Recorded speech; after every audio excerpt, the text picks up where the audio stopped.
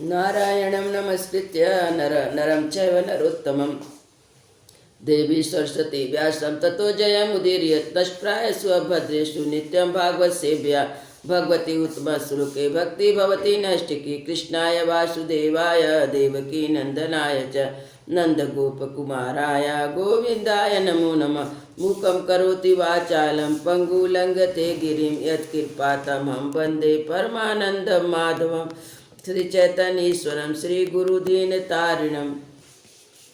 श्रीमद्भागवत महापुराण 7वां स्कंद अध्याय 12 ब्रह्मचर्य और वानप्रस्थ आश्रमों के नियम। नारद जी कहते हैं, धर्मराज, गुरुकुल में निवास करने वाले ब्रह्मचारी अपनी इंद्रियों को बस में रखकर दास के समान अपने को छोटा माने, गुरुदेव के चरणों में अनुराग रखें, उनके हित के लिए कार्य करते रहे। सायंकाल प्रातःकाल गुरु अग्नि सूर्य श्रेष्ठ देवताओं की उपासना करें। मौन होकर एकाग्रता से गायत्री का जप करता हुआ दोनों समय की संध्या करें। गुरु जी जब बुलाएं तभी पूर्णतः अनुशासन में रहकर उनसे वेदों का स्वाध्याय करें। पाठ के प्रारंभ अंत में उनके चरणों में सिर टेक कर प्रणाम करें। शास्त्र की आज्ञा के अनुसार मेखला, चर्म, वस्त्र, जटा, दंड, कमंडू, यज्ञोपीठ हाथ में कुछ धारण करें।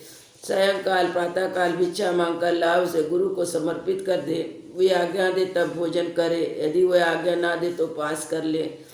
अपने सील की रक्षा करें, थोड़ा खाएं, अपने कामों को निपुणता के साथ करें, श्रद्धा रखें, इंद्रियों को अपने बस में रखें। स्त्रियों के बस में रहने वालों के साथ जितनी आवश्यकता उतना ही व्यवहार करें। जो गिरस्त नहीं है, ब्रह्मचार्य का व्रत लिए हैं, उन्हें स्त्रियाँ की चर्चा से भी अलग रहना चाहिए। स्त्रियां बड़ी बलवान हैं, जो प्रयत्न पूर्वक साधन करने वाले के मन को शुद्ध करके खींच लेती हैं। युवक ब्रह्मचारी युवक गुरु पत्नियों से बाल सुलझवाना, शरीर मलवाना, स्नान करवाना, उपटन लगवाना आदि कार्य ना करे। स्त्रियां आग के समान है, पुरुष घी के घड़े के समान है। एकांत में तो अपनी कन्या के साथ भी नहीं रहना चाहिए। जब वह एकांत में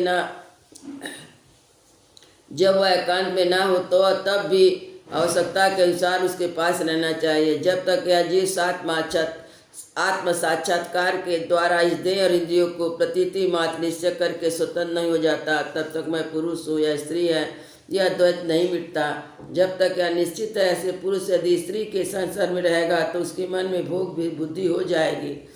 ये सब शील रक्षण आदि गृहस्थ के लिए और संन्यास के लिए भीत है। गृहस्थ के लिए गुरुकुल में रहकर गुरु की सेवा शुश्रूषा वैकल्पिक है, क्योंकि ऋतु आगमन के कारण वहाँ से अलग भी होना पड़ता है। जो ब्रह्मचर्य का व्रत धारण करें, उन्हें चाहिए कि वे तेल ना लगाएं, उपटन ना मले, स्त्रियों के चित्र ना बनाएं, मद से कोई संबंध ना रखें, फूलों के हार, इत्र, पुलेल, चंदन, आभूषण का त्याग कर दें। इस प्रकार गुरुकुल में निवास करके दुजाति को अपनी शक्ति और असक्तता के अनुसार वेद, उनके शिक्षा, कल्प आदि उपनिषदों का अध्ययन तथा ज्ञान प्राप्त करना चाहिए। फिर यदि समर्थ हो तो गुरु को मुँहमांगी दक्षिणा देनी चाहिए। इसके बाद उनकी आज्ञा से गृहस्थ, वानप्रस्थ अथवा संन्यास आश्रम में प्रवेश करें। यह जीव आजीवन ब्रह्मचार्य का पालन करते उसी आश्रम में रहे।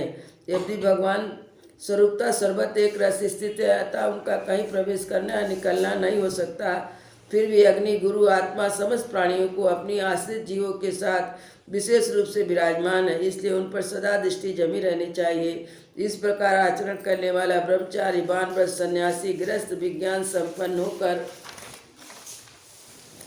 परब्रह्म तत्व का अनुभव प्राप्त कर लेता है। अब मैं ऋषियों के मतानुसार वानप्रस्थ आश्रम के नियम बतलाता हूँ। इनका आचरण करने से वानप्रस्थ आश्रम का अनायास ऋषियों के लोक महलोक को प्राप्ति हो जाती है। वानप्रस्थ आश्रम की जोती हुई भूमि में उत्पन्न करने वाला चावल, गेहूँ आदि अन्न नहीं खाना चाहिए। बिना जोते हुए पैदा हुए अन्न आदि असमय में पका उसे भी ना खाना चाहिए।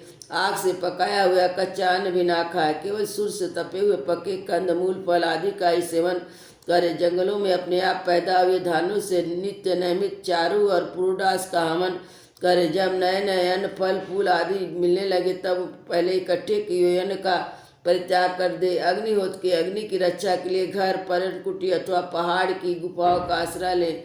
स्वयं शांत वायु अग्नि वर्षा घाम का सहन करे। सिर पर जटा धारण करे। केश, रोम, नख, दाढ़ी, भूष ना कटवाए। मैल को भी शरीर से अलग ना करे। कमंडल, वृक्षम, दंड, बलकल, वस्त्र, अग्निहोत्र की सामग्रियों को अपने पास रखे।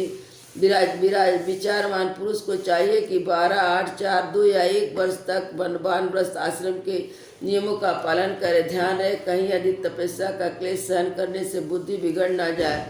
वानप्रस्थ पुरुष जब रोग अथवा बुढ़ापे के कारण अपने कर्म को पूरा ना कर सके तो वेदांत विचार करने के भी सामर्थ्य ना रहे, तब उसे अनशन आदि व्रत करना चाहिए। अनशन के पूर्व भी अपने आह्वन आदि अग्नि को अपनी आत्मा में लीन कर ले। मैंपन और मेरापन का त्याग करके शरीर को उसके कारण भूत त्वचा यथायोग भली भांति लीन कर ले। जितेंद्रिय पुरुष अपने शरीर के छिद्र आकाशों को आकाश में, प्राणों को वायु में, गर्मी को अग्नि में, रक्त को कफ, पीप आदि जलीय पदार्थ जल में, हड्डी आदि ठोस वस्तुओं को पृथ्वी में लीन करे। इस प्रकार वाणी और उसके कर्म, भाषण को उसके अधिष्ट देवता अग्नि, हाथ में उसके द्वारा होने वाले कला कौशल, इंद्र, चरण उसकी गति को कार स्वरूप विष्णु, रति और उपस्थ को प्रजापति, पाई और मलुसर को अनेक आश्रम के अनुसार मृत्यु में लीन कर दे। श्रोत उसके द्वारा सुने जाने वाला शब्द को दिशाओं में, सर्प त्वचा वायु को, नेत्र सहित रूप को, ज्योति में मधुर आदि रस के संहिता, रसेंद्रियों को जल में, दृष्टि घाणेन्द्रियान उनके द्वारा सूंघे जाने गंध को पृथ्वी में लीन कर दे। मनोरथों के साथ मन को चंद्रमा में समझने में आने वाले पदार्थों सहित बुद्धि को ब्रह्मा में तथा अहंता ममता रूपी क्रिया करने वाले अहंकार को उसके कर्मों के साथ रुद्र में लीन कर दे। इस प्रकार चेतना सहित चित्त को क्षेत्रज्ञ में और दो के कारण विकारी से प्रतीत होने वाले जीव को परब्रह्म में लीन कर दे। साथ ही पृथ्वी का जल में, जल का अग्नि में, अग्नि का वायु में, वायु का आकाश में, आकाश का अहंकार में, अहंकार का महत्त्व में, महत्त्व अव्यक्त में, अव्यक्त का अविनाशी परमात्मा में लय कर दे। इस प्रकार अविनाशी परमात्मा रूप में आविष्ट जो चित्त वस्तु है वह आत्मा है, वह मैं हूँ यह जानकर अद्वितीय भाव से स्थिर हो जाए। जैसे अपने आश्रम के काष्ठ आदि के भस्म हो जाने पर अग्नि शांत चित्त होकर अपने स्वरूप में स्थित हो जाती है, वैसे ही वह भी अपने उपरांत हो जाता है। अयोध्या श्री रामलला की जय, वृंदावन बिहारी लाल की जय।